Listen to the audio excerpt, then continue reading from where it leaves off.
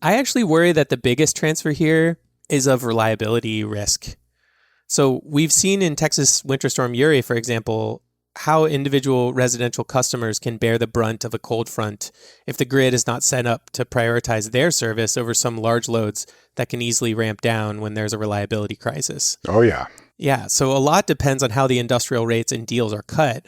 But given the fact that it's nearly impossible to see what individual industrial customers are charged, we may never really know until a crisis shows up whether utilities have the systems and contracts in place and will cut power to the wealthy businesses before they cut it to the vulnerable customers. And yes, the large loads are responsible for new gas. And if they can't be flexible and can't pay to bring their own clean peak resources to the market, they need to pay for that new gas and the risk associated with it. Yep. And for those who are interested in the specific case you raised there of how Texas fared in Winter Storm Uri, listeners should go back and listen to episode 145 if they haven't. Okay, well, one of the most frustrating parts of this entire business to me is that in the U.S., we do utility regulation at the state level, and the federal regulator, FERC, has a fairly limited authority involving the interstate trade of electricity. There's really no federal body that can tell a state regulator how to do its job. And there are no federal protections against a racket being set up within a state, Georgia, that just benefits a few utilities and their co-conspirators at the expense of the public. So what can we do to prevent utility customers, which is to say captive ratepayers, from having this new cost burden forced upon them, sometimes through secret meetings with regulators who are themselves captives of the very industries they're supposed to be regulating? Yeah, I mean, it depends who you are and kind of what your power is in this situation. For regular citizens, I would say show up at your PUC hearings. Tell them you're not happy. Amen. Write an email or a letter to the PUC if you can't go there.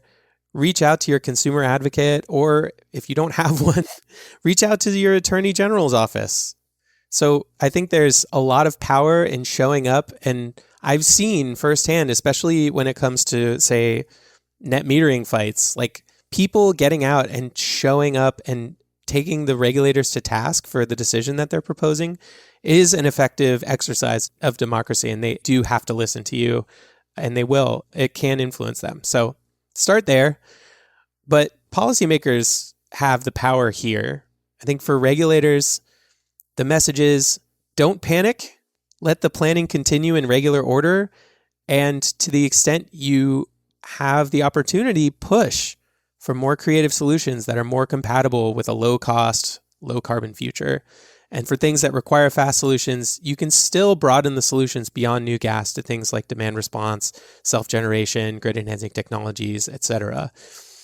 And then we've talked about the trade-offs a lot about between the rush to attract new load growth and the reliability risks to the grid, to the climate, etc. I think there's a role for the legislature and the governors here to help articulate what is the public policy of the state, especially if the regulators need more clarification on that. So, for example, are the state development incentives actually really still in the public interest? Emphasize via statute who should pay for the incremental cost of serving this load. Jumpstart the development of 24/7 clean electricity tariffs so that the data centers can actually get what they want. Put that into statute. Order the PUC to start investigating this. You could also consider a policy like the California loading order that says before you procure new fossil generation, you have to consider energy efficiency, demand-side resources, clean energy resources. So that kind of statutory language can really give the PUC what it needs to make good decisions. I'm nodding my head so vigorously over here, it's about to fall off.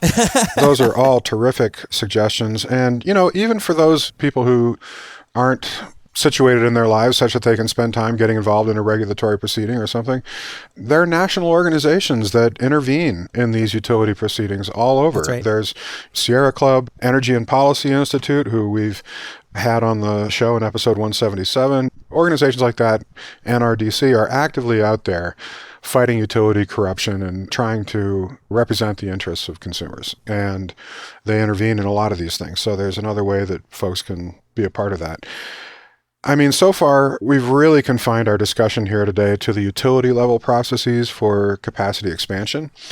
But I feel like we really have to mention that according to the Lawrence Berkeley National Laboratory, there is currently around 2.5 terawatts of clean energy capacity waiting in interconnection queues in the U.S. That's roughly double the entire current U.S. generating capacity of 1.28 terawatts of just solar, wind, and storage capacity waiting for a transmission interconnection to go ahead. So if we could clear the many obstacles to those interconnections and build more transmission, and we've got another show coming up soon about that,